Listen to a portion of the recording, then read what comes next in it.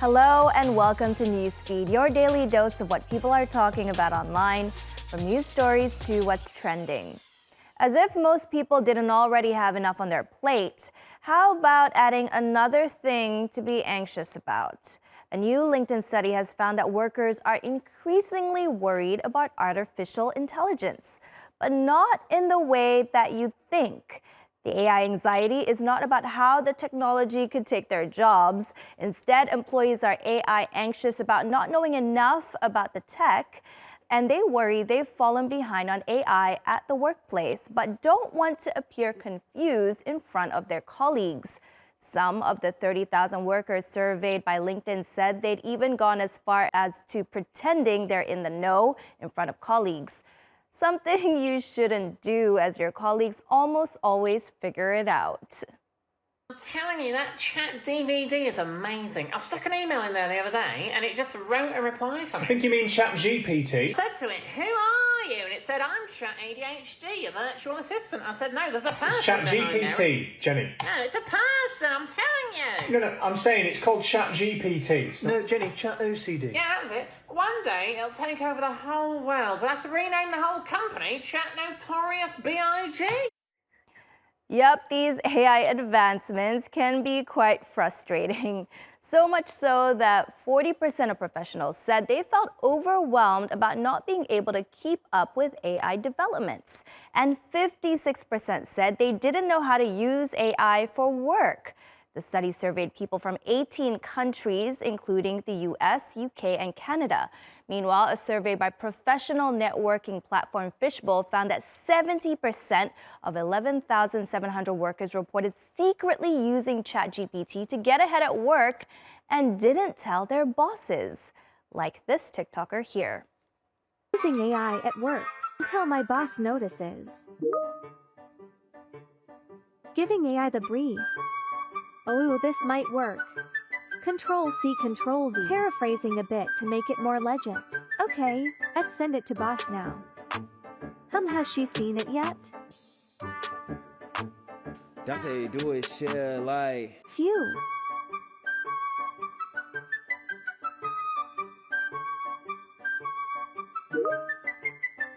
Yay. Maybe I should try that and join the increasing number of professionals using AI to help them in their day-to-day at work. Many companies have been using the technology for years now, especially on the customer service front, and with good results.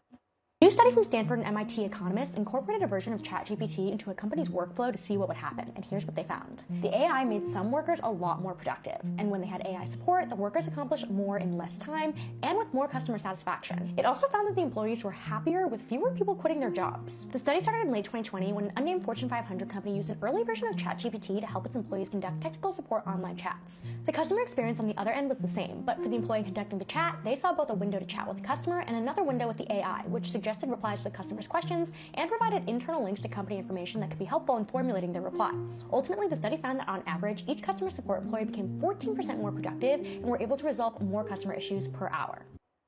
AI is such a hot topic right now. This week, tech tycoons with a combined net worth of $500 billion discuss how AI should be regulated at a summit in Washington, D.C. The group included the CEOs of Meta, Google, OpenAI, NVIDIA, IBM, and Tesla. The 3-hour meeting organized by Senate Majority Leader Chuck Schumer is the first of 9 sessions. The meetings aim to develop a consensus as the U.S. Senate prepares to draft legislation to regulate the fast-moving AI sector.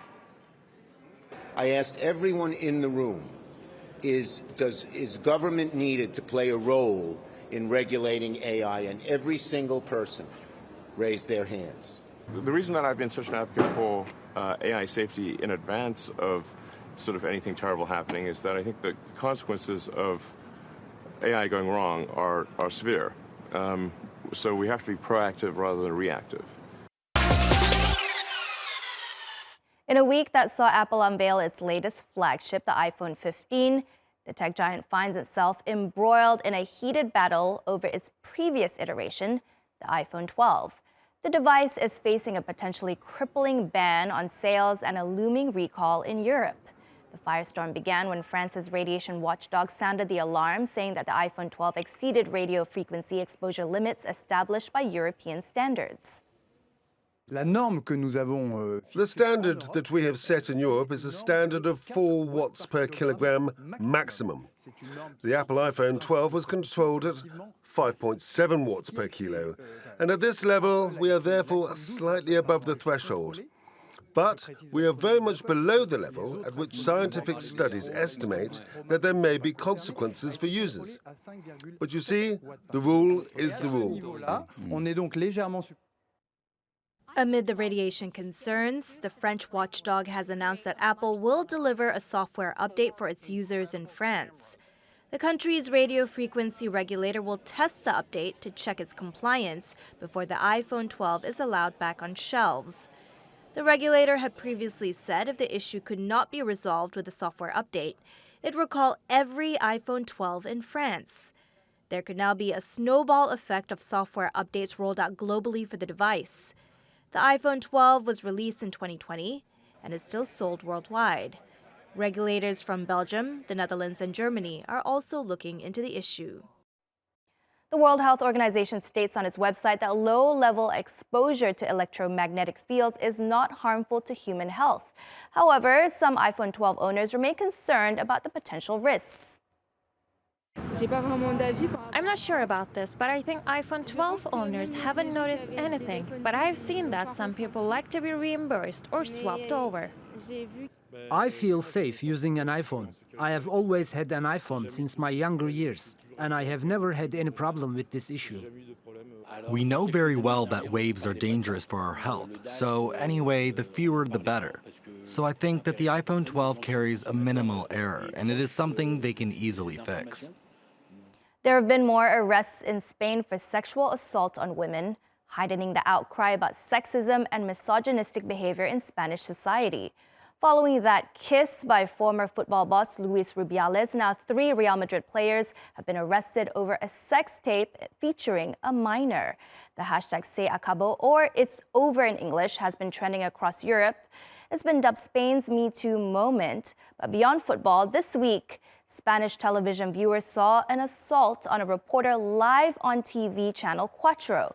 Isa Balado was reporting on a store robbery in central Madrid when a man approached her and blatantly groped her. He then started speaking to her while she was still live on air. Balado carried on her reporting but was clearly uncomfortable with the man standing so close to her. As the live report continued, Nacho Abad, the studio anchor, asked her, "Did that man touch you indecently?" Balado replied saying, "Yes, he did." Abad then asked the reporter to ask the man why he did that and to answer live on air. The man declined and walked away, but stroked Balado's head as he did so.